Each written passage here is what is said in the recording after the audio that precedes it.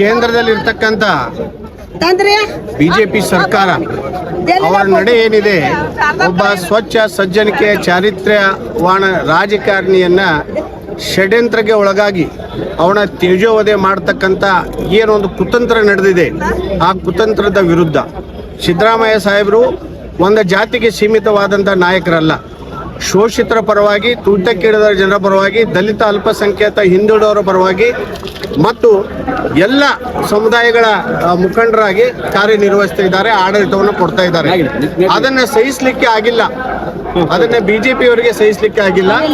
ಕೇಂದ್ರದಲ್ಲಿರ್ತಕ್ಕಂಥ BJP ಸರ್ಕಾರ ಈ ರಾಜಭವನವನ್ನ ದುರ್ಬಳಕೆ ಮಾಡಿಕೊಂಡು, ರಾಜಭವನವನ್ನ ಬಿಜೆಪಿ ಕಚೇರಿ ತರ ನಡೆಸ್ಕೊಂಡು ರಾಜ್ಯಪಾಲರವ್ರ ಮೇಲೆ ಒತ್ತಡ ಹೇರಿ ಅವ್ರಿಗೆ ಪ್ರಾಸಿಕ್ಯೂಷನ್ಗೆ ಅನುಮತಿ ಕೊಡಬೇಕಂತ ಒತ್ತಡ ಕೇಂದ್ರದಿಂದ ಹೇರ್ತಾ ಇದ್ದಾರೆ. ಇದು ಸಂವಿಧಾನ ವಿರೋಧಿವಾದಂತಹ ಚಟುವಟಿಕೆ. ಸಂವಿಧಾನ